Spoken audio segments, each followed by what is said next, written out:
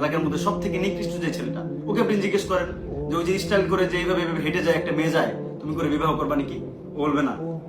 মানে একটা নিকৃষ্ট, সব থেকে এলাকার সব থেকে নিকৃষ্ট ছেলেটাও চায় একটা দিনদার মেয়েকে বিবাহ করতে। কেন বিবাহ করার ক্ষেত্রে কেন হচ্ছে এরকম, মানে তার মুখটা চেঞ্জ হয়ে গেল, তার মুড কেন চেঞ্জ হয়ে গেল? কারণ সে জানে তার সাথে আমার থাকতে হবে। This is serious purpose.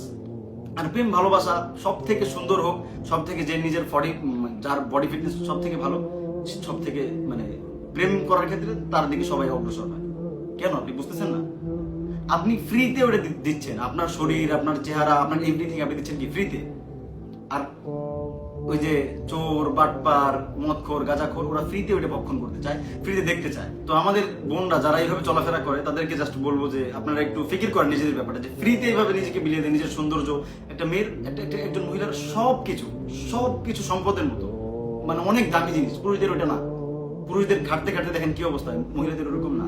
তো আপনি একটু জাস্ট নিজেকে চিনেন, নিজেকে নিয়ে চিন্তা করেন যে আমি কিন্তু অন্য জিনিসের মতো না, আমি অমূল্য জিনিস, আমি অমূল্য রত্ন, রাইট?